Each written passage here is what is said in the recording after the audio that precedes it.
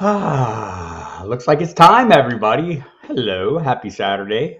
Hope everyone's doing well. Time for the footballdiehards.com live stream. Don't need this in my head anymore. How's everyone doing? Hope everyone's doing well. It's been an interesting week. A lot of information out there. Hello, Andrea. Hello, Scott. Thanks for everyone for coming. We'll kind of roll through a few things today. I wanted to keep it a little more wide open so you could getting more questions. Kind of been focused. Wednesday night we did a live mock draft. I'm in the middle of one with some industry type people that I think is interesting. So I have that standing by if we can kind of run through some of those picks. Started a couple best balls the last day or two. We'll start another one today during the Football Diehards radio program from 3 till 5. If you want to give a listen, you'll find in our timeline the link to the draft. Then we give out the password on air. So best ball 10s, you cost you $10. You win the prize if you win the prize, and mostly just fun to start planting the flags a little early and figuring out values and all that kind of fun stuff. Hi, Brian. Thanks for coming. I'll be taking your questions throughout. Anything that's on your mind as you head into the off season. A lot going on. It's the NFL scouting combine is what starts the week of the 20. I think it starts the 28th. I love the combine. I don't love the combine. Like, I'm not a draftnik, right? I don't sit here and live and die the rookie process. There's plenty of people out there who do that. According to my Twitter, almost everybody. And all kinds of interesting information comes out. I tend to get way more interested. Hello, Jeff. Thanks for coming.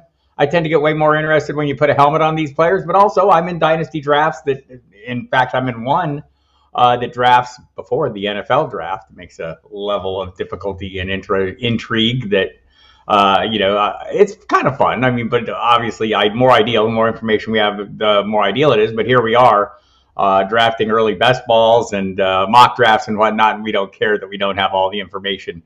I think when you go into these kind of drafts, and we did one here Wednesday live. You can go back and watch the video of that. We'll do more coming up live that you all can get involved with, and I'll sit here and mock your mockery. No, the funny thing is, I like the draft in April as well. I think once the draft to me is like the NFL draft is like the green flag to the fantasy football season. I know we're starting before then. There's preparation that has to be done. But unlike, when I first started playing fantasy football back in the dark ages, you sat down the day of your draft and you sorted it out on the fly, right? Nobody's doing that now. And it's fun to get started early with these early mock drafts and trying to, figure out how people see values. And also what I think is interesting is how they change over the course of the offseason. Like, the values we see today won't be the values we're seeing in September for obvious reasons, but also for some less obvious reasons. There will be evolutions in how people view the board or how the values happen. I mentioned this, I think, last week, and I've talked about it a little bit on the radio. Please consider having a 10-team mock draft in one of your 3 magazines. All right, we will make note of that. Emel's in the background making notes of that.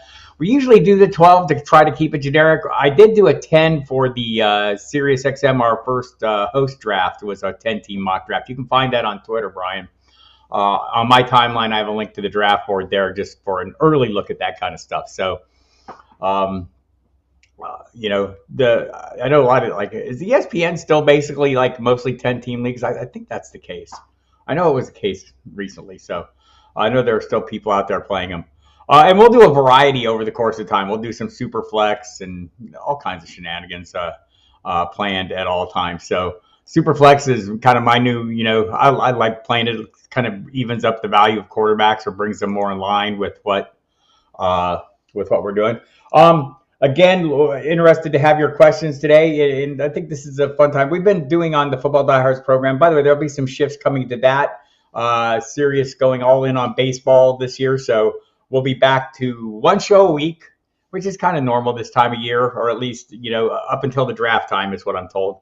We'll be on Saturday nights. Might get preempted. I know we're off March 4th for a fantasy baseball draft, like the labor draft. So, but we do some pretty deep dives today. We'll have a couple beat writers on. We'll have Eric Romoff on. You've seen from our own video content here. Had Matt Donnelly on last night. Had some good conversations. So we kind of dive a little deep and take our time. Not a lot of pressing news, this time of year. So So we're able to kind of take a close look at the big stories that are going on. And there are some big stories this week. So I want to mention some of those, not just the coaching hires. Shane Steichen to the Colts should be interesting, a really good history. I have some short videos if you want to go out into the YouTube channel and check those out on both he and Jonathan Gannon and kind of what their plans are. But with Shane Steichen, I think the key here is he's had a pretty good track record working with quarterbacks, especially young quarterbacks, most recently.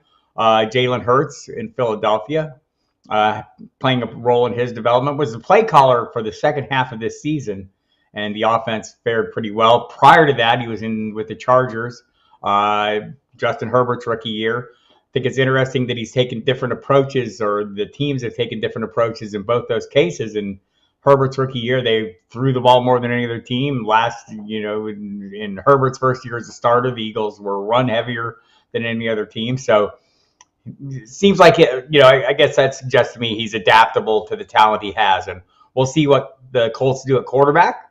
I'm guessing it's going to be draft and develop. They may bring in a new veteran. I can't imagine them sticking with Matt Ryan. Aaron Rodgers has not come out of the darkness yet. I'm going to talk about him in a minute because there's obviously a very interesting story out there. Rice Man, do you think you could do an episode strictly for entry-level beginners and fantasy players? Yes, we can. Also, here on the YouTube channel, I think it might be very helpful if you go into the video section. You'll find our Fantasy Football University. We kind of did like a whole series of videos. Maybe if you have a link to the base of that, and you can put it in the chat, that'd be helpful.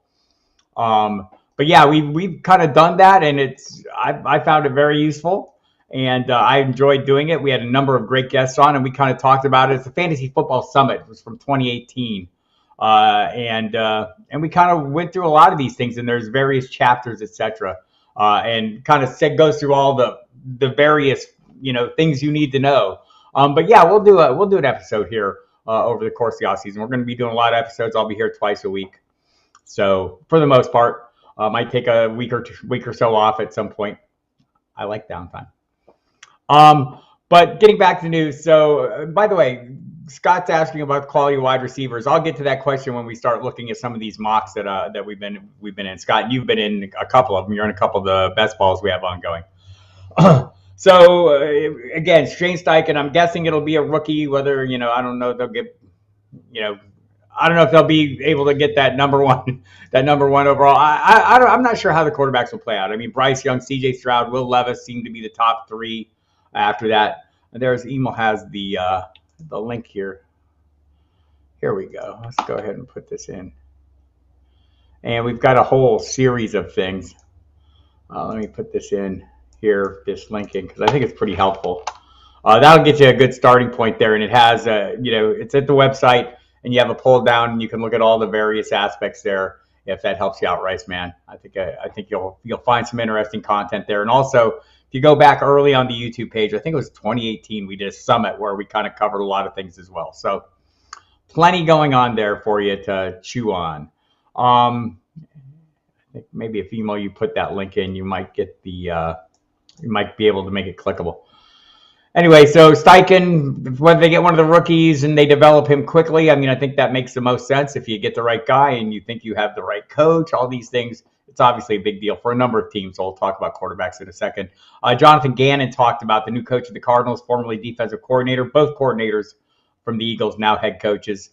Jonathan Gannon goes to the Cardinals. He's a defensive-minded coach. We'll be watching for his offensive coordinator hire.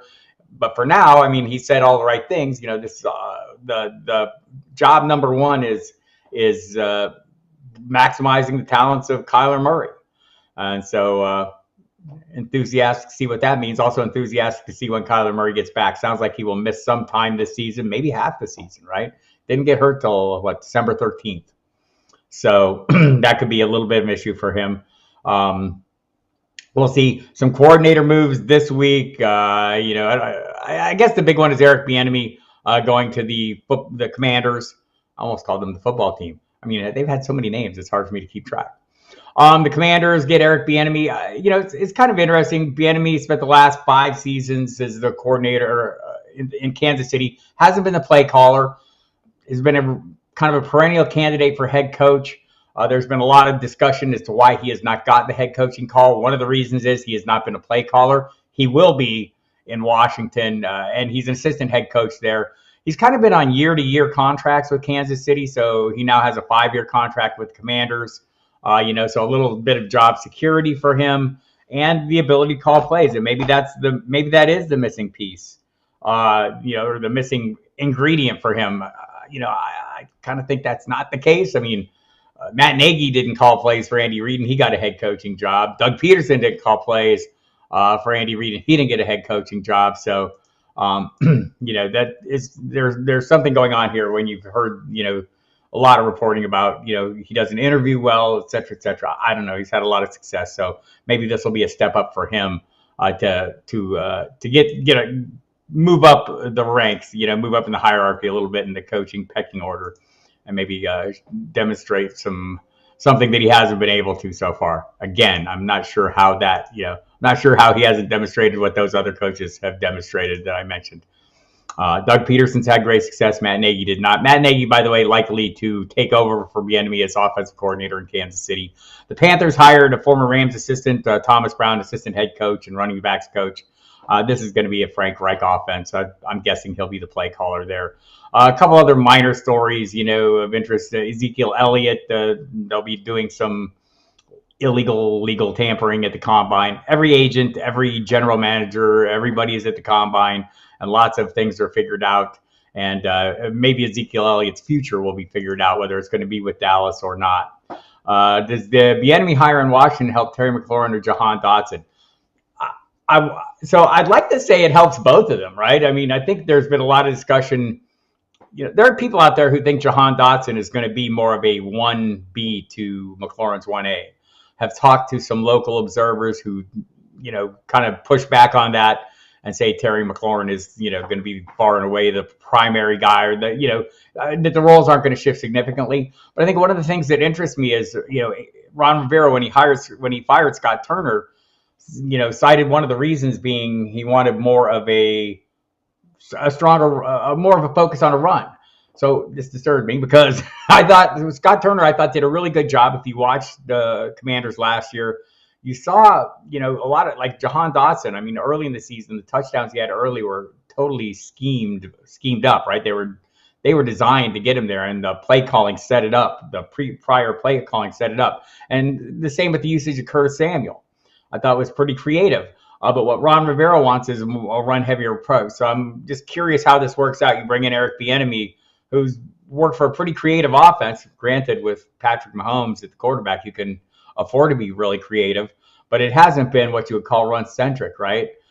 So you wonder if Ron Rivera, is he going to let Eric Bieniemy do what he wants with this offense? You would think he would. They gave him a 5-year contract. So I do think that's interesting, Scott. And I don't know that it hurts either of them. I don't know that it changes the dynamic much for me. I mean, the key here is the quarterback play of Sam Howell, who goes in as the starter. And so we'll see how that works out. I see that we're kind of getting into the crowd. One more newsy item. Well, one more minor item before I get to some of the bigger stories this week. The quarterback related stuff is what I wanted to talk about because there's a lot of quarterback intrigue going on. But Alvin Kamara, indicted on conspiracy and battery charges. I think there's this kind of falls into line with what we've been talking about, and we've spoken with Drew Davenport at length. If you don't follow Drew on Twitter, go to @DrewDavenportFF. Great fantasy mind, also a lawyer who kind of digs into these situations and gives us an idea. He has a great thread on the latest news, but it's not good for Alvin Kamara. I think expecting a 6-game suspension seems like the low end of this. So that'll be something to watch. Calvin Ridley's applied for reinstatement. So seems likely he will get reinstated. Jeff Clark, I drafted him in the mock. Oh my gosh. Yeah, so be careful with Alvin Kamara, people. I know Drew Davenport, he has a new thread on this based on the newest information. And his upshot is he's not drafting him. He's not drafting him. And Mike Dempsey and I talked about this on the Football Diehards program the last night or the night before. And I think I'm not, it's not that I'm not touching him. There'll come a point if he's still available in the 10th or into the double digit rounds where I'll say, it's worth a flyer here. I mean, you look at the level of players you're taking, and do any of them have the upside that if something happens and Alvin Kamara gets totally off the hook or exonerated somehow, and people are innocent until proven guilty, right? So that doesn't mean, remember, legal outcome is not necessarily, the league's going to wait for the legal outcome. That doesn't necessarily determine their course of action, right? They can do whatever the hell they want, and they tend to do whatever the hell they want. So that'll be something to watch. So I'm a little concerned about Alvin Kamara. That's for sure. I wanted to get to the quarterback news and the big quarterback news of the week. By the way, if you're just now showing up, I'm Bob Harris, senior editor of Football Diehards. You can hear me on Sirius XM Fantasy Sports Radio on the Football Diehards program. We'll be going to once a week. We're on today from 3 to 5. Andrea's not drafting him either. I don't blame her. She's very smart. 3 to 5 today. Eric Romoff will be our guest. We'll have a couple teams. I'm not sure which beat writers we've got on yet, so I won't say. But we'll be covering a couple teams. Maybe I do know. Maybe I do have that information. Yes. No, I don't have that information yet. So we'll be working on that. But we'll have a couple beat writers and dig into a couple teams as well. Then we'll be shifting going forward to Saturdays only. Next week, I think our regular time will then be 7 to 9 every Saturday night. And we'll be digging in deep. We'll be doing a lot of mock drafts on the program. We'll be setting up best balls on the program that you can draft along with us. We have 2 ongoing. We'll set up another one today. So if you want to try and get in on that one, watch my Twitter timeline. Watch Mike Temsey's Twitter timeline at MDXL1010, MD_1010XL. And you'll find a link. We usually put up a link to the mock draft, and then we give out the password during the program. So you have to listen. That's how it goes. All right, so we've set the table. By the way, you're not subscribed to this channel. Subscribe to this channel. All the YouTubey things I want you to do. Hit the like button. Hit the dislike button. I'm going to dislike myself here just to let people know that I'm disliked. A little self-loathing always goes a long way. And speaking of that, let's jump into the Aaron Rodgers story, right? This is an interesting story this week, right? If you haven't caught up with it, so Bob McGinn has covered the Packers for many, many years. I don't believe he has he was with the Milwaukee Journal-Sentinel for many years.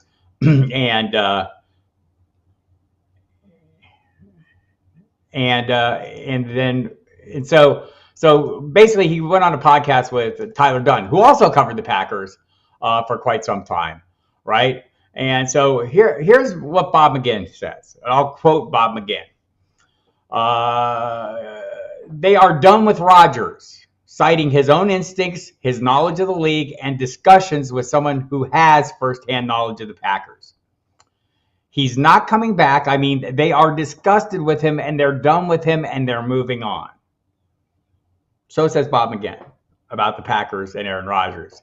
McGinn added he's totally convinced Rodgers won't be back as a starter. So even if Rodgers doesn't leave, the team fully believes in Jordan Love. They're ready to turn the page after trading up and making him a first-round pick in 2020. And McGinn predicts if Rodgers does insist on returning, he will be the backup to Jordan Love. All right. McGinn said the entire power structure is done with Rodgers. That's CEO Mark Murphy, GM Brian Gutekunst, and head coach Matt LaFleur. They think he's not working hard anymore. They think he showed up for 2022 not in the best possible shape, and that he blew off the offseason program. So that's interesting revelation again.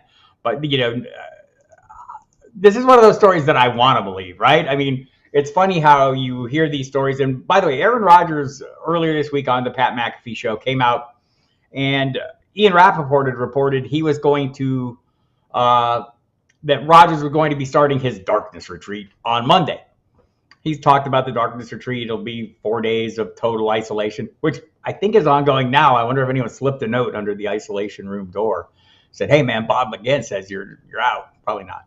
Aaron would probably get upset. But basically, Aaron Rodgers said of this whole reporting that Ian Rappaport and Adam Schefter don't know shizzle. They don't know a damn thing about him. They don't have anybody there's nobody in his circle is talking to them. They don't have Aaron Rodgers' phone number. He does not have theirs. He's not talking to them. So basically, he called BS on that reporting, and obviously the fact that he was not in his darkness retreat on Tuesday suggests that he was more correct than that. But so it's interesting though that Bob McGinn does his citations with nobody on Rodgers' side. This is all from the Packers side.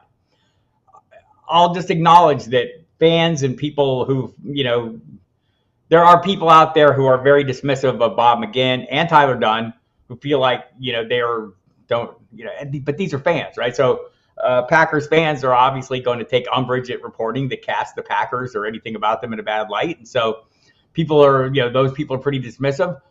Like I said, I want to believe because it's a great story. It's a great wouldn't it be great if the Packers learned something from their Brett Favre period of back and forth and just decide to be decisive. And so I've thought all along Aaron Rodgers is moving on. This doesn't change that. It doesn't change my view of whether he's moving or not, but it kind of solidifies where I'm at. And like I said, I want to believe this because it kind of fuels my narrative. Something we should all be mindful of. We all have our own narratives and biases. You should be ready to divorce yourself from your own narrative when there's evidence to the contrary, and you should be able to do it quickly. Or Jeff Clark, go Lions. You should be able to do it quickly.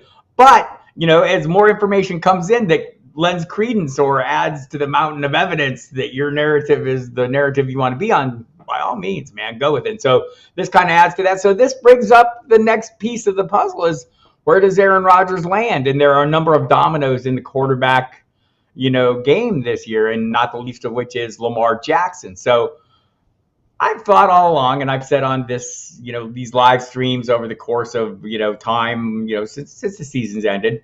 Look, we know that Lamar Jackson and the Ravens are far apart on the contract. The reporting has been $100 million apart in guaranteed money. That's a big bridge to gap. So my assumption has been, or I've been working under the assumption that, go ahead and throw in the chat. Andrea says Rodgers to Vegas. Go ahead and throw in the chat where, if not your expected destinations, your desired destinations. Where would Aaron Rodgers do the best? I mean, the teams with the biggest openings that we know of, obviously the Raiders, the Jets, the Buccaneers, the Saints, Brian Larkin going with the Tampa Bay. Panthers could use a quarterback. Falcons are in the mix. A lot of talk connecting Lamar Jackson to the Falcons because the Falcons have a lot of money and it would take a lot of money. Emil thinks Aaron Rodgers will be on the couch. It's entirely possible, right? With some kind of goodies that will help him go on his retreats. Anyway, so Jimmy Garoppolo is going to be in the mix. Derek Carr is in the mix, and maybe Lamar Jackson. So I talked to Gabby DePaula of WBAL in Baltimore last night, and so I said basically I felt like all along that Lamar Jackson is going to remain a Baltimore Raven. And I still do. I think the most likely outcome here is they franchise tag him. But is that really a great outcome? So let's say they, falling short of coming to a long-term agreement, paying him a ton of guaranteed money, which seems like they don't want to do. They franchise tag him. The exclusive tag, pretty expensive, right? But they could do that this year. They could do it again next year. The salary cap's going to go up. It went up $20 million this year. There's talk it could go up $40 million next year. So maybe it's not as big of an issue. But also they could give them a non-exclusive tag, which means, anyone coming in could give them a couple first-round draft picks. But what would it take? So John Harbaugh said he was 200% sure that 200% sure that Lamar Jackson would be back for the Baltimore Ravens.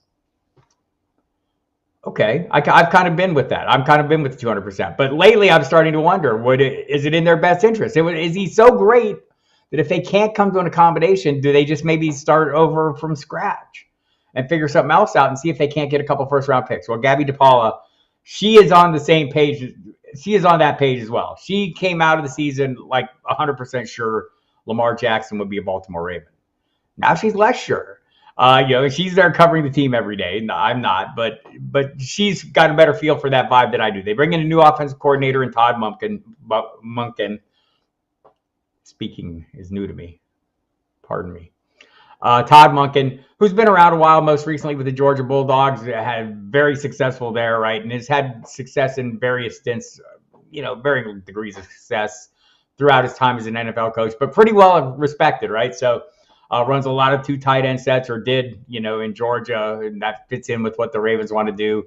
Has gone fairly run heavy, so maybe that takes a little pressure off Lamar. Maybe they want, him to throw a little more. They need to build some pieces around him for sure in the receiving core. But maybe they just want to rebuild altogether because he wants a lot of money. And then when you think about that, if that's really what's going on, and they're going to move on from him, well, think about the Browns. Took a lot of criticism for giving the fully guaranteed contract to Sean Watson. I'll still be critical of that.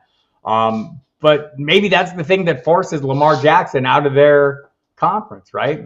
Maybe they killed 2 birds with 1 stone with that huge contract. They landed the quarterback they wanted, and they forced another quarterback, another high-end quarterback, out of their division. So we'll see how that plays out. So I do think Lamar Jackson is at least worth noting in this mix, right? And I think Atlanta's been the team that's most mentioned with him, but I'm sure if he became available, others might be interested. But would he be worth a pair of first-round picks? Would he be worth 1 first-round pick? Do you guys think that's? I think somebody would give up 1 first-round pick. I don't know if somebody would give up 2. They might, but you still got to pay him after you give up that draft capital, and I think that's the big issue, is what kind of deal he's going to be willing to work with. And it sounds like he wants, he's going to hold the line on that guaranteed money. So we'll see. So then there's Derek Carr, who's visiting with the Jets right now. Visited with the Saints already. Was released by the Raiders this week. We knew that was coming. And then the kind of the forgotten man of this whole bunch, Jimmy Garoppolo, I think is like the consolation prize, you want to say, or the fallback option. I had talked to Adam Hill of the Las Vegas Review-Journal late last month, or early this month. And he basically said, they're going to be all in on Aaron Rodgers. And if they can't get Rodgers, Jimmy Garoppolo is their fallback. This is essentially where they were at like 2 years ago when Tom Brady went into free agency and they made a really hard push to get him. Their next plan of action was maybe to try and trade for Aaron Rodgers. Their next plan of action was to go with Jimmy Garoppolo. So we'll see.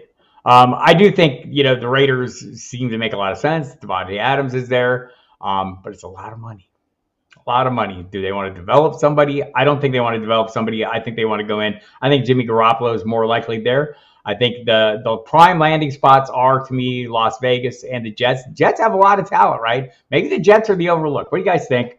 Really good skill players, young skill players. By the way, Joe Douglas, he can't draft quarterbacks very well, right? Zach Wilson. But think about the rest of that draft. Sauce Gardner and Garrett Wilson, the rookies of the year, respectively, defense and offense. Breece Hall may have been rookie of the year had he remained in the locked and upright position. Some good drafting by Joe Douglas, and maybe they can cobble together a quarterback. Woody Johnson, the owner of the Jets, talked at the NFL Honors, I think, or at the Super Bowl on Radio Row, that they're definitely going to be big-time players big-time players in the quarterback market. So those are the teams, but there's going to be some wild cards in here. Some teams we're not realizing. Could Tennessee be in the mix at quarterback? I mean, I think the whole NFC South has a need. I don't think the Buccaneers are going to battle with Kyle Trask. I don't know if they've seen enough. I think it'd be more likely Tampa Bay would re-sign Blaine Gabbert to a super affordable deal and start him for a year and try and figure things out. Maybe draft somebody. Scott Kobe, 100,000% agree with me and Matt Donnelly, who was on the program last night. And Mike, don't wait for Rodgers. If Derek Carr's in the building with the Jets, sign him as fast as you can. I think that's probably going to be the case. I think, especially for the Jets, when you have that talented, a supporting cast, or you have the potential, right? You don't maybe need the great. And I don't know, is Aaron Rodgers even great anymore, right? So, yeah, Brian Carr can go anywhere. He can sign with who he wants. So he can do whichever. The Tampa Bay does have a cap issue, but we'll see. The Saints are, the whole NFC South. Panthers, Saints, Falcons, maybe. As I mentioned, do the Tennessee Titans come into play here at some point? Maybe they do. Oh, what if Seattle can't get a deal done with Geno Smith? Does he come in the mix? I think they will, but I mean, still some quarterback issues to figure out here. You'll catch up, Brian. That's why we're here, man. Some of these conversations to get us caught up. And again, if you're out there thinking, wow, if you don't, what if I don't get Rodgers? What if I don't get Carr? What if Lamar Jackson is available? Well, Jimmy Garoppolo has been pretty damn serviceable. He's had a fair amount of success. Has a hard time staying on the field. Wildly acknowledge that. But going to be a lot of intrigue with the quarterbacks, and as the pieces start falling, the dominoes start falling, we'll gain a little clarity here, and it'll be very interesting. So when you go into mock drafts, what do you do with all this, information that you don't have enough of, right? I guess that's the problem. We're all doing everything we're doing now, fantasy football related. We're doing without the information we need to do it. That's okay. You can still do it. It's part of the fun, part of the learning process, part of understanding what values you're going to have to pay. I mentioned this in the last live stream because I thought it was a really good point. Jordan Fiegelman from Matthew Berry's Fantasy Life was doing a mock draft with us on the Sirius, and he was talking about the number he'll probably do 900 plus best balls, he said. And, I won't do that many, but I'll do a lot. And for the same reason as he does it. And Mike Dempsey, we kind of ran through this, but it feels good when you get into the time when drafts really matter, that you understand, like, okay, I'm heading into the 4th round. This is going to be the range of players available. This is who I know will be there. This is who I know will be going. Just basically almost by rote, by memory, from drafting so often. That's one of the reasons why I draft so much. So I can sit here and discuss with you guys, drafts and where players are going, kind of, and have it right at the top of my mind without having to think about it, almost like second nature. I know not everyone wants to get into it to that degree, but if you do it just a little bit, I mean, reps matter in everything, right? Whatever you're doing, the more reps you get, the more comfortable you are doing it. The more times I sit here and talk to you, the more comfortable I get sitting here talking to you. The more times I'm on the radio, the more comfortable I get doing radio. And the more times I draft, the more comfortable I am drafting and understanding where pieces are going to go. And some of that is, I draft a lot with the same people. So I certainly know, and that can be an issue, right? You might want to get out of your bubble a little bit. I try to get out of mine. But, drafting with Dempsey a lot, we sit there and we talk about players for multiple hours each week. We kind of talk ourselves into and out of some of the same players. And we're doing a mock draft right now on Best Ball 10s, where we hit into the 2nd round, and I was hoping to get a wide receiver that I like an awful lot in the middle of the 2nd round. I think pick 6th of the 2nd round. It was Amon-Ra St. Brown. Well, who picks right before me? Mike Dempsey. Who does he take? I mean, we've been talking together a lot. Amon-Ra St. Brown is like the natural pick there for both of us. So you have to watch that. And we'll start sorting out values and figuring out. We're going to look at a draft here in a minute that I'm in with the industry heavy, some heavy hitters in the industry who aren't casual players, who are sitting here and thinking about this constantly. And that makes it a little more interesting, adds a layer of intrigue, and kind of takes some of the wild cards out. Although people do get excited. I think some of the players that I'm noticing going way earlier than maybe I expected. But I don't know that it's way too early for them. But like Bijan Robinson is one that's really struck me. I haven't seen him fall far out of the 2nd round. Maybe 1 3rd round. One draft he went in the 3rd round, the rookie running back. I mean, pretty much everyone's consensus #1 skill player, right? Or at least kind of viewed as a generational talent, I want to say, out of the University of Texas. So ran for 1,500 yards last year, 18 touchdowns. Just, I think he's locked in. And so we'll kind of look at some of these drafts and figure this out. So I want to do that right now, and we'll jump into the mock draft I've going at full-time fantasy. And it's a pretty interesting draft, and some people within the industry that you probably all know or are familiar with. Myself, Matt Kelly, I think Pat Fitzmaurice is in it, Jody Smith. Remember who's RotoWire. I think I want to say Jim Coventry's drafting for RotoWire. Billy Musio, Fantasy Sharks are in there. I think it's Jared Small is drafting for them. Fantasy Alarm, Howard Bender, Jeff Ratcliffe, CBS. I want to say it's Jamie Eisenberg, but maybe it's Richards, Dave Richards, and Bob Long. So anyway, some big representation in the industry. So I think it's a pretty good starting point. And this one started off, I had the 1st pick overall in this draft. And if you go back into the videos, you'll see I've done a couple videos the last 2 weeks of my top 12. and my next tier, my 13 through 24. And when I talked about my top tier, my top 12, let's say, Christian McCaffrey at 1, Austin Eckler at 2, Cooper Kupp at 3, Travis Kelce at 4, Justin Jefferson at 5, Jamar Chase at 6.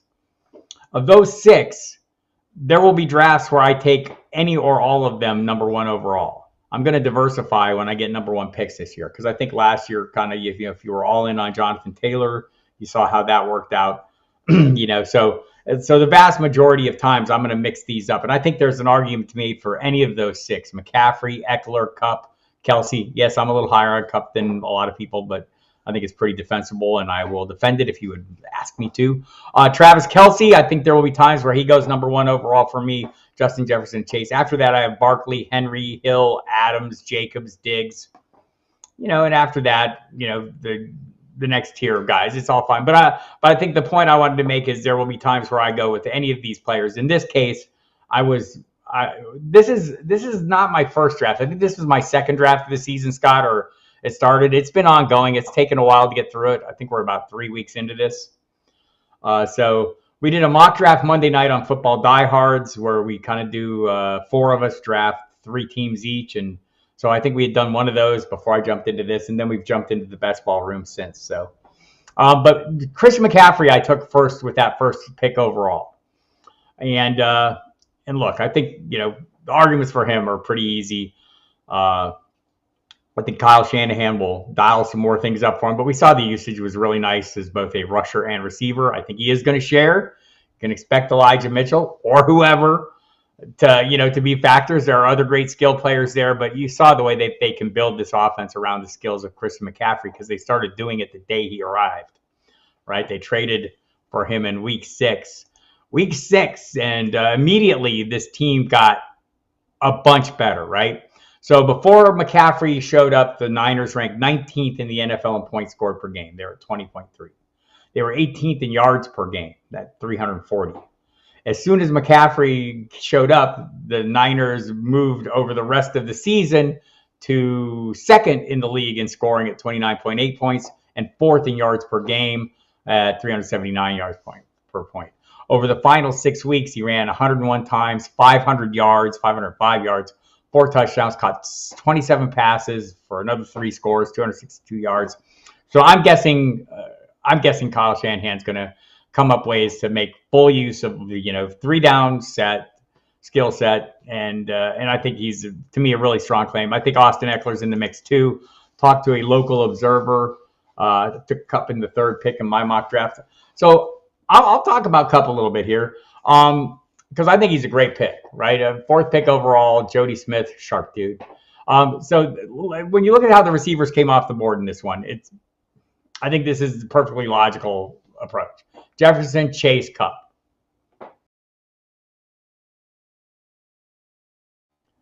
Don't quite reflect that there, Kupp, Jefferson, and Chase.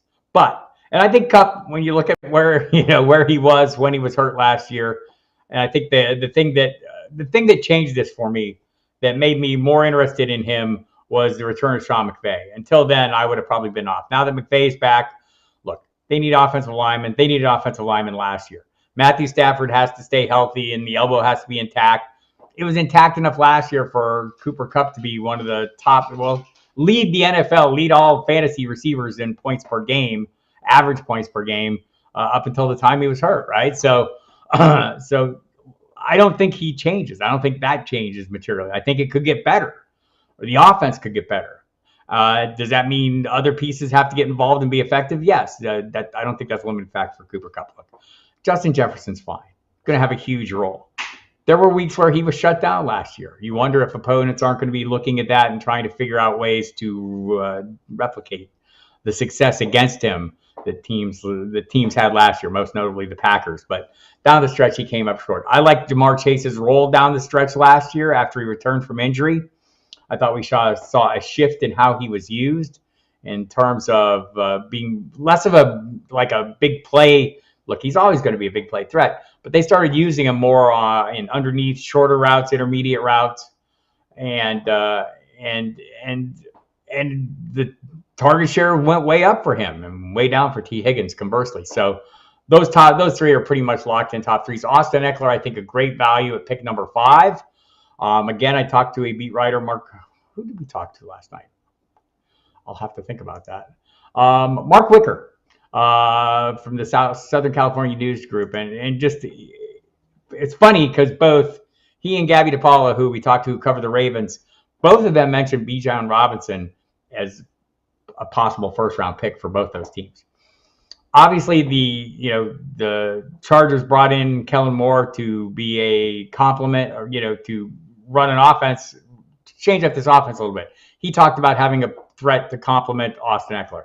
Chargers have been trying to do this for 3 years. They've drafted unsuccessfully. Joshua Kelly, though, started to show signs of life. But is it enough? Will they take another whack at that position, looking for a Melvin Gordon type complement? Remember when the Melvin Gordon-Austin Eckler duo was all the rage. I think the Cam Akers breakthrough helps Cup a lot. I think the Cam Akers breakthrough helps Cam Akers too. I like Akers a little bit as a value play. Brian Larkin referencing a great show, The Prisoner. Who was in that? Patrick. It was a great show. Anyone, go out on YouTube and check that out. So I think those first 5 picks in this one, and then after that, I think it starts, deviating from my desired outcome, but I don't think it's a bad outcome. Devontae Adams, super highly productive this year, whether it was Derek Carr or Jarrett Stidham throwing to him, I think he'll be fine. CeeDee Lamb, I thought, is a little aggressive. I haven't seen him go this early in many of the other mocks I've been doing. This is kind of the range he was going last year. He was a very good player in Dallas, and I think he'll be a very good player this year. Tyreek Hill is where it starts getting interesting. He finished as wide receiver 2 last year, despite playing with 3 different quarterbacks. I think if you knew Tua Tagovailoa was going to be locked in as the starter in Miami all season long, he would go higher. He would definitely go higher, right? So I think that's worth noting. By the way, Tua, I know Brian hasn't been following along. The Dolphins fully expect him to be their starting quarterback and to be be healthy and ready to go. So I think we can all be relatively skeptical of that. I had 3 concussions in 1 year, so there's something to watch there. AJ Brown, we're going to get into a point here. I got Devontae Smith in round 2 here as my wide receiver 1. I'm okay with that. I think I reached a little bit on Amari Cooper at the turn there. Just wanted to go Deebo Samuel, but just kept thinking about all the weapons there. Cooper, hoping Deshaun Watson. It's funny how you make decisions in a draft, right? And then immediately regret them. I kind of immediately regretted that one, but I feel a little better about it as time, as I zoom out time-wise. Anyway, going back through this, the rest of the first round, AJ Brown, who, I think is a 1A to 1B with Smith. I mean, Smith caught more passes this year. Look, I think Brown, I would prefer to get Brown in the second round. I don't know that you're going to get him. I want to look at the two ongoing best balls we have and just see. It makes me wonder where he's going there. He went in the second round, pick 4 of the second round and one mock and one of the best balls we're doing. And he has not yet gone. We're not through the first round in the second best ball we started. We'll see where he goes in the third one today when we start that up. But I mean, that's a pretty steep price to pay for a guy as Patrick McGowan, Brian Larkin. Thank you. I knew I could remember that. I used to watch that show. I'm old. I bet you are too. No, I'm just kidding. Saquon Barkley, who is my next running back on the board, I think going here. And so just in general, looking at this first round, I think this is something we're starting to see a little bit is really heavy wide receiver and Travis Kelce. So that round finishes out with Barkley, Kelce, and Diggs. Look, you can make the argument for Travis Kelce anywhere in the first round. If you have a first round pick and you want Travis Kelce and he's there, pick him because you're not getting him in the second round. I mean, maybe late, maybe if you're at 12 and you didn't pick him at 12, you can pick him at 13, right? I think other than that, I'm thinking you're not going to see many drafts where he makes it out of the first round. And to point in our 2 best balls that are ongoing, he went 3rd overall in one. And he's come off the board, 5th in the other. So I think that's what you're going to see. And you're wondering, why would a tight end go at that point? He's an old guy. And yes, he is an old guy, and he's a very productive old guy. He's a player and a half right now. And I think that's the That's a nice measuring stick when you're looking for leverage over the field at a position without great depth of high-end talent. When Travis Kelce is scoring he scored over 15, I want to say almost 16 fantasy points per game. The next highest was TJ Hawkins, or no, who was next highest? Next highest was 10 points per game though. Let me see who that was. Matt Donnelly threw out a stat last night that was mind-blowing to me. I'm trying to, it was evident. Let's see, through the whole season. TJ Hawkinson was next with 10.6. Actually Kittle. So 11 to 16 or 11 and a half. So 5-point difference. So basically a player and a half. I think that leverage over the field is worth first round pick. And something I just want to remind you all of, and I'll remind you all over and over again as we head up to draft season, everyone you're drafting in the first round, you're drafting at their ceiling. You're not drafting anyone for a range of outcomes. You're drafting them to deliver that first round value. And why are you doing that? Because you kind of have to. You're not going to get them anywhere else. So maybe you see someone down lower on this draft board. Maybe you think Bijan Robinson you have a feeling he's going to come in and just set the world on fire and be a great play. Maybe you think, Amon-Ra St. Brown is going to move up into that elite receiving group. Brian Larkin will go as early as the third. I'll go as early as 101 at some point this summer. And Mike Dempsey will make the same argument on the Football Diehards radio program. But let's say you like someone in this second tier of players and you think they're going to just come on strong. I mean, them not going in the first round doesn't mean they're not going to come on strong, and it just means you're getting value. Don't overpay. I mean, you can reach a little bit to secure a player you think has huge upside. Like, let's just say, Nick Chubb went in the third round of this draft. You think this is going to be a big Nick Chubb for you. Josh Jacobs went in the third round. I have him ranked much higher than that in my rankings, right? So he's going in the third round. Well, I can reach up in the second round and get him and secure his services. I don't need to draft him in the first round, though, if nobody else is. And that's why guys go in the first round. Ceiling plays, and we're all hoping that these players pan out. They don't always do that, according to Jonathan Taylor and a long list of others. Every year it happens. It's not going to be the end of your team. You'll have to adapt and adjust and overcome, and we all do that over the course of a season. But just keep that in mind when you're drafting first-round picks. You're drafting people in the first round because that's where they're going. You're not drafting because that's where you think they're, you might think that. Like, look, I think McCaffrey's going to be great. I think Jefferson, Chase, Kupp, Eckler, Adams, Lamb, I think all these guys are going to be great. But we need them to land. We need them to hit that number to return value. And, whether they will or not, we'll see. I think the value starts happening after that, and you start looking at some of the players that are going later in this draft. Kenneth Walker, the third round. Derrick Henry, late in the second round. Like, I have first-round value on him. I think, he can deliver at a first-round value. I think that's great value. I hope that happens. I haven't seen it happen a lot.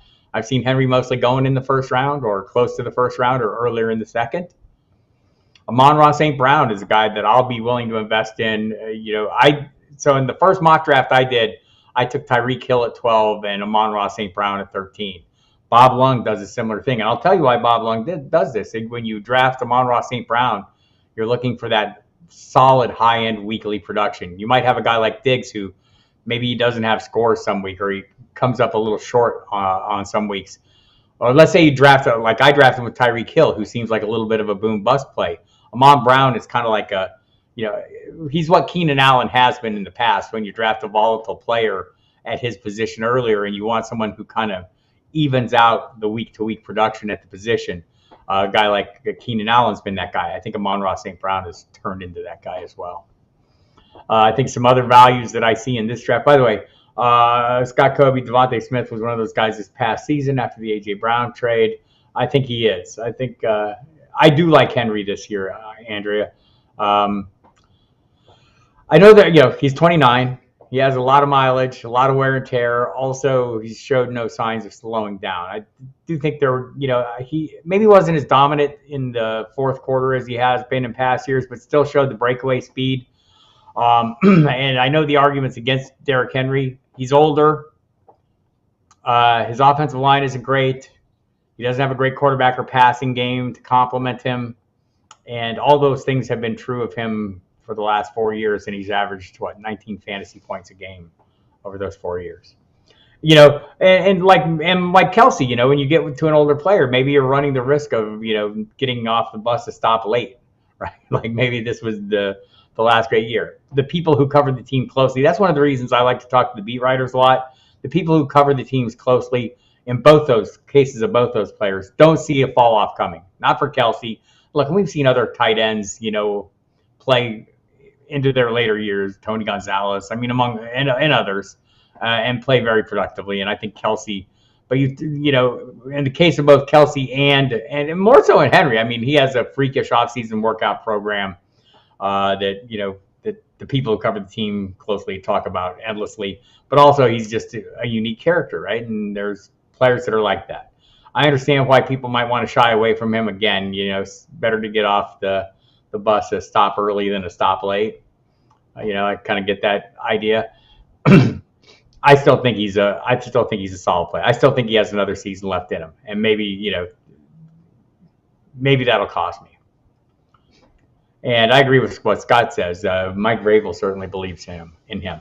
But I look at the back going right after him in this draft in particular is Breece Hall, and I have concerns that I've mentioned on these live streams before about his return from the ACL. Do I expect him to come back and get off to a fast start this year? Probably not. Not after what I saw from like J.K. Dobbins and Gus Edwards last year. Both of them needed time to get up to speed. And, so his injury was in October, so he'll have plenty of time to rehab, and we'll have a better idea as the summer approaches. And if he doesn't open camp on the PUP list, that value probably shoot up a little bit. He'll probably rise up a little higher, closer, maybe a move ahead of like Travis Etienne. So there you have that. Some interesting players I thought, in this draft, DeAndre Swift. You're going to see him at a much greater value, right? In this draft, he went, I want to say, in the middle of the 4th round. Yeah, 4-5, 4-6. Yeah. So, and Jamal Williams went very late. I want to say the 10th round in this draft. So, expecting Jamal Williams to be back with the Detroit Lions, maybe that'll determine his value a little bit.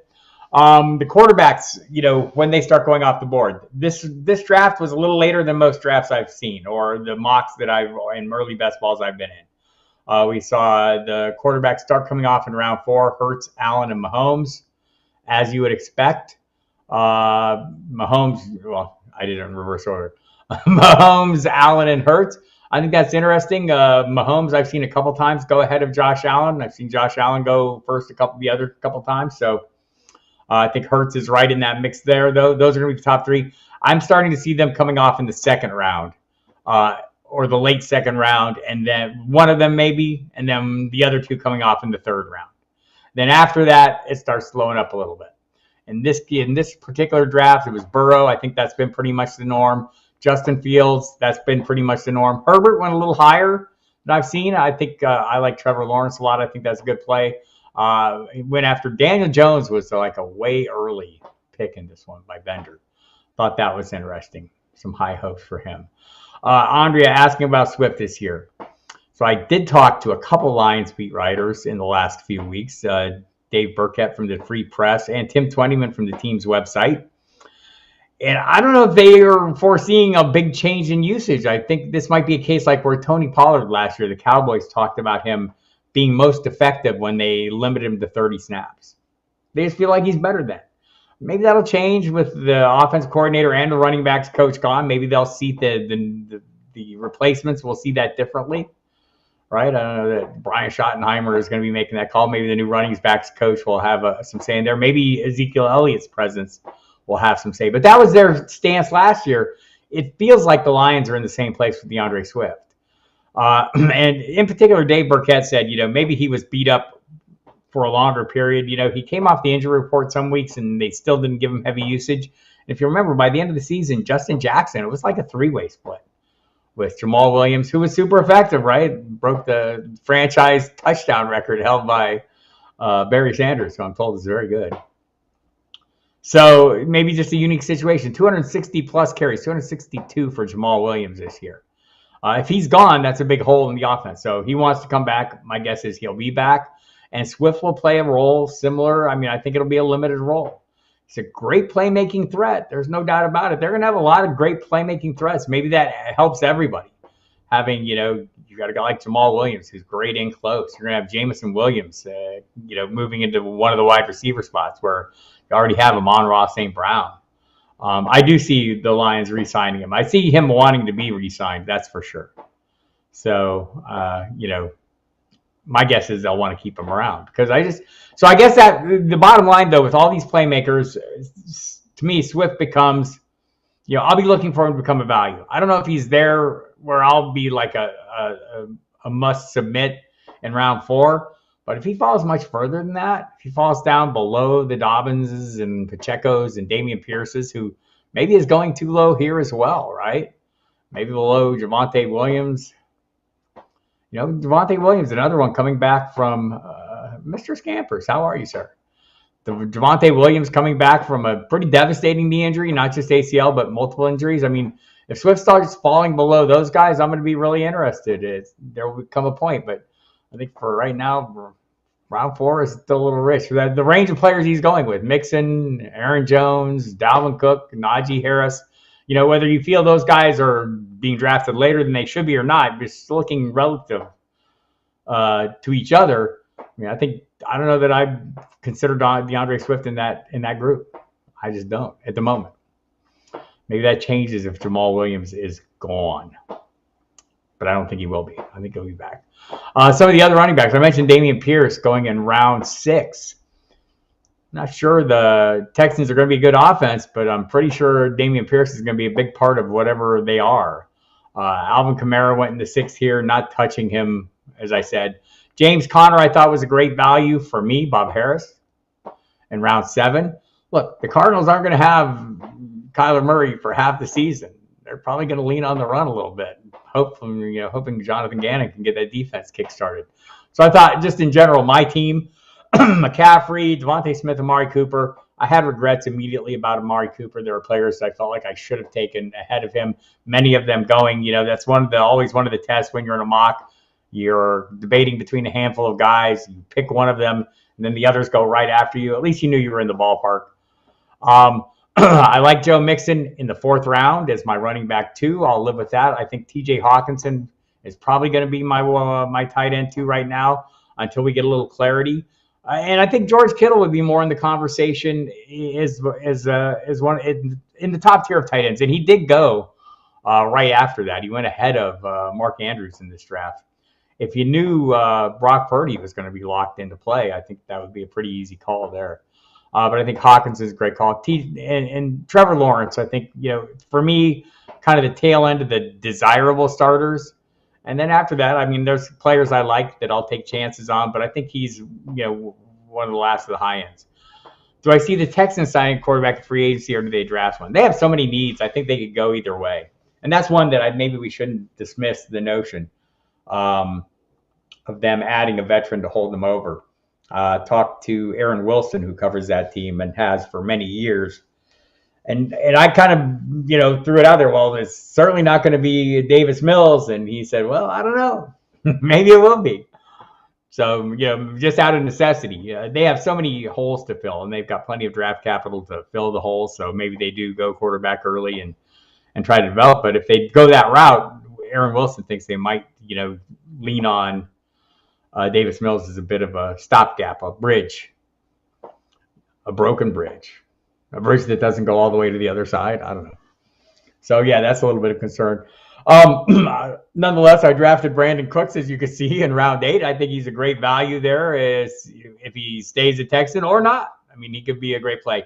Marquez Valdez-Scantling, I took in round 9. Immediately wished I hadn't. Would have preferred Darnell Mooney. I don't know if Jordan Addison is a guy that I'd be in, Zay Flowers. I mean, some of the rookies. I mean, I think it's fine to take a chance, and maybe they're better dart tosses than Marquez Valdez-Scantling. As I made that pick, the conversation with myself was this. I'm not 100% sure Juju's going to be back. I'm not 100% sure Mecole Hardman's going to be back. And it came off a little bit of a streak where Valdez-Scantling had shown, it was before the Super Bowl started. This draft started before the Super Bowl, where Valdez-Scantling had come off a big game. You remember the last thing you see. He's under contract for a couple more years. All those things are my excuses. And I feel like that's what they are, right? Excuses. Why wouldn't you take that guy? He's a piece of the Chiefs offense. Would have preferred Mooney in hindsight for sure. And looking at some of the players that went later, I don't know.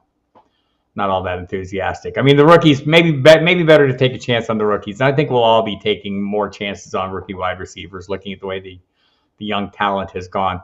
Got A.J. Dillon, I thought in the 12th round, it's a good value. Hunter Renfrow, Michael Gallup in 11 and 12. Not bad value. Gerald Everett, I got auto-picked. I'm not going to lie, it was horrible. And Aaron Rodgers, I think at that point, you're taking a chance. I mean, people are taking chances on Trey Lance there. I don't feel like Aaron Rodgers is a big swing for the fence. Russell Wilson in round 14, I think he has a good shot at rebounding there. Derek Carr in 15. So you can see the range of quarterbacks going late in this draft was interesting. My last few drafts picks have been flyers at running back because I felt a little thin. Jerick McKinnon, if he can play a similar role, he was very productive, people. For a period of time, Cordero Patterson might give me some runs. And Michael Carter, because I don't think Breece Hall is going to be ready to start the season. Is there any picks in here that you guys think anyone thinks are like really stand out to them? Thank you, Scott. Yeah, I thought Dillon and Russ for sure. I was surprised that Russ lasted that long, Scampers. It was a little bit of a surprise. Kirk Cousins. I mean, he plays with has some pretty good supporting cast. Geno Smith. I got Geno Smith in another draft, in the serious draft, fairly late as well. Tua going fairly late, so kind of interesting seeing some of the tight ends too that are going in that outside the top tier. You know, like I'm going to close out the top tier at Evan Ingram, who went in round 8. And then you look at Freiermuth, Komet, Njoku, Schultz, that whole range of guys. And then after that, it gets a little more interesting. And Chig Okonkwo in round 13, I think I'll be taking some shots on him. I would have rather, getting autoed. I probably would have preferred him had I been on the ball on that pick. Carter, too, I agree. Very late. Shouldn't be a forgotten player, everybody. Again, Breece Hall going to get off to a slow start, I think. I mean, it just makes sense, right? And I mean, I'm not saying he is J.K. Dobbins. Dobbins needed a second surgery to clear out some scar tissue. So, but it should be a concern. If you're drafting Breece Hall in round 2, you should realize that he's coming off a torn ACL, and not everyone is Adrian Peterson and Terry Allen. All right, everybody, I'm going to call it a day here. If you have any more questions, throw them in here. I'll stick around for a minute and get your questions. Otherwise, we'll see you Wednesday night. Maybe set up another mock draft for everybody. So watch your emails. If you're a subscriber to the website, you can get in there, and we'll try and make sure we get everybody in. We did one the other night. Getting all our technology squared away. I think we'll have the display better set up and everything, so it'll be good. I do think Tua is going to play. I believe the Dolphins, when they say he's their guy and they're going into the season, assuming he's going to be their starter. I think that's true. I also think maybe they think they have something that can carry them in Skylar Thompson. By the way, a Matt Waldman special, rookie scouting portfolio. Matt really loves Skylar Thompson. So he showed a little progress, in his time. So maybe they feel like they have something there they can work with, right? Maybe a Brock Purdy type play there for if we want to take the 49ers comparisons along with Mike McDaniel. So Scott Kobe, if the Bengals trade or release Mixon, how high would Pirine go?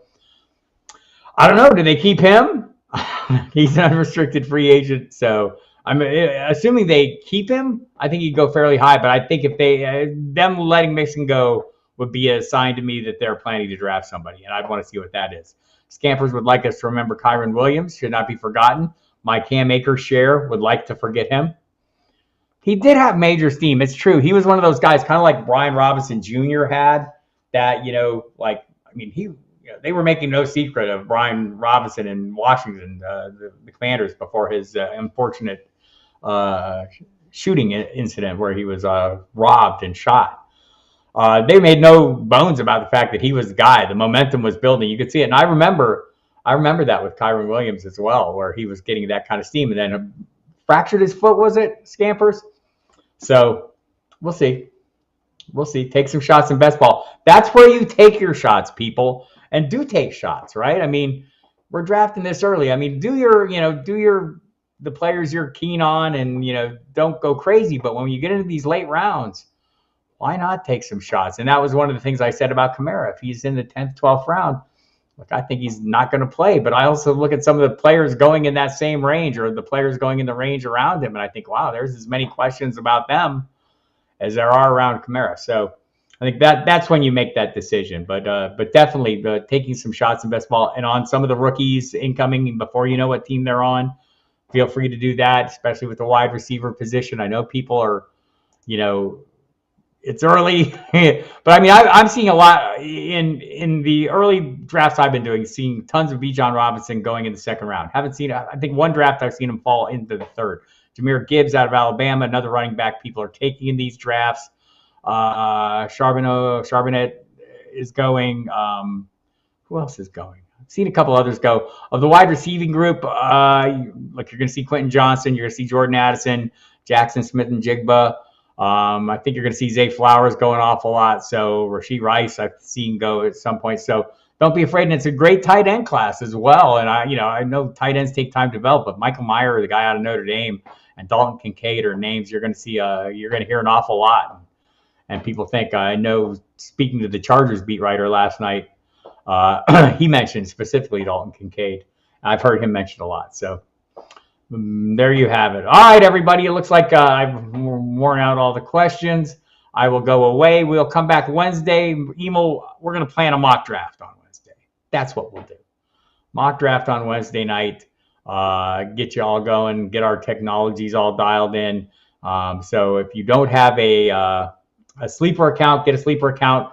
Watch your Football Diehards subscriber email. Watch my Twitter feed. I'll get that out there as well. And get you some openings in here to do some mock drafting, and I will follow along and see what's going on. All right, everybody. Thanks for coming. I always appreciate you showing up and giving me the time, and look forward to doing this all off season long. I'm Bob Harris. Go to footballdiehards.com. By the way, John Lob's rookie reviews are coming out.